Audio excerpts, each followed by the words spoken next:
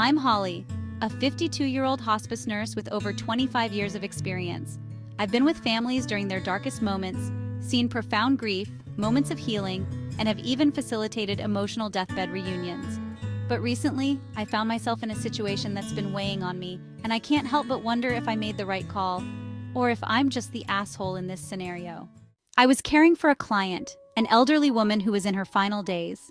She was still lucid and had a very clear wish. She did not want her son Terry to be contacted or involved as she approached the end of her life.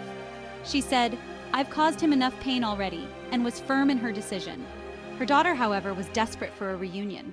She told me that her brother had struggled with a severe drug problem and had stolen a lot from their mom during those dark years. Their relationship had been fractured for over a decade. About 4 years ago, Terry entered court-ordered rehab, and since then, he's been sober and working hard to rebuild his life. The daughter believed that her mom's refusal to see Terry was out of pride, not protection. The complicating factor was that the mother was the only one who had Terry's contact information. The daughter had no way of reaching him herself, which made her all the more adamant that someone call him before it was too late. She knew her mom had given me his contact info to let him know after her passing, and she begged me to reach out, to bring him to their mom while she was still coherent. But I knew my duty was to honor my client's wishes, even if it meant potentially robbing a son of his last chance to see his mother. In the end, I didn't reach out to him. I upheld the promise I made to my client, knowing it would hurt her son and daughter in ways I couldn't fully grasp. Here are 3 reasons why, even if I'm the asshole in this situation, I'm okay with it. My job requires respecting patient autonomy. My duty is to my client. She was clear, lucid, and unwavering in her request. As a nurse, I've seen too many situations where family dynamics complicate the dying process.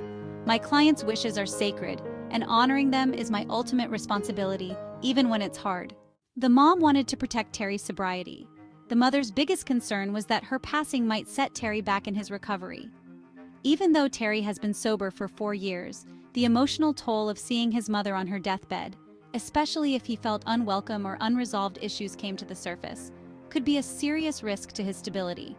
She didn't want her death to be the catalyst for a relapse, and I felt obligated to respect that.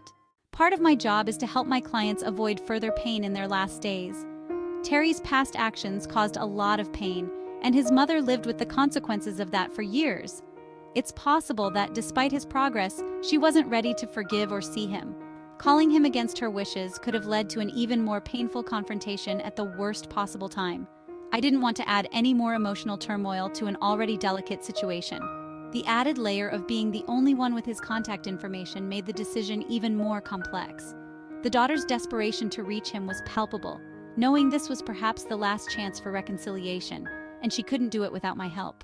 So, am I the asshole for not calling Terry and denying him a final moment with his mother? Perhaps. But my conscience is clear, knowing that I did what my client, the one whose life and wishes I was there to protect, asked of me.